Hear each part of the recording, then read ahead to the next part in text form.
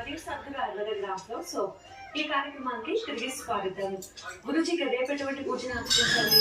రేపు ఉదయాన్నే తలస్నానం చేసుకుంటూ బియ్యం పిండితో 2 ప్రమిదలు చేసి పరమేశ్వరుడు అనగా శివలింగం ముందు కానీ ఏదో పార్వతీ పరమేశ్వరుల ముందు, మన ఇంట్లో ఏదైతే దేవుళ్ళు ఉంటాయో పార్వతీ పరమేశ్వరులకు సంబంధించినట్టుగా వాళ్ళ ముందు నెయ్యి పోసి దీపం వెలిగించి చంద్రమౌళేశ్వర స్తోత్రాన్ని పారాయణం చేసుకోవాలి.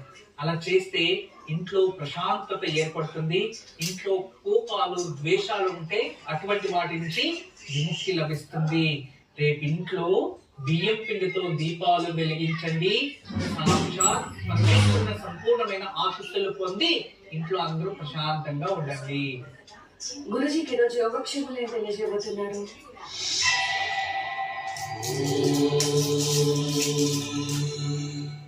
ఈరోజు దివ్యమైన యోగక్షేమం.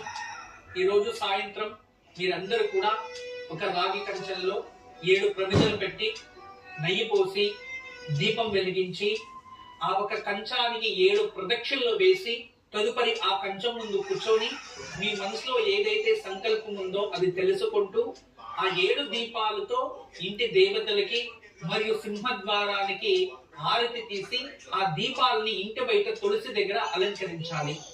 ఇలా చేస్తే మీ సంకల్పం త్వరలోనే సిద్ధిస్తుంది.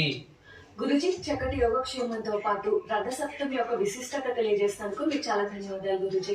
బ్రహ్మోస్మి.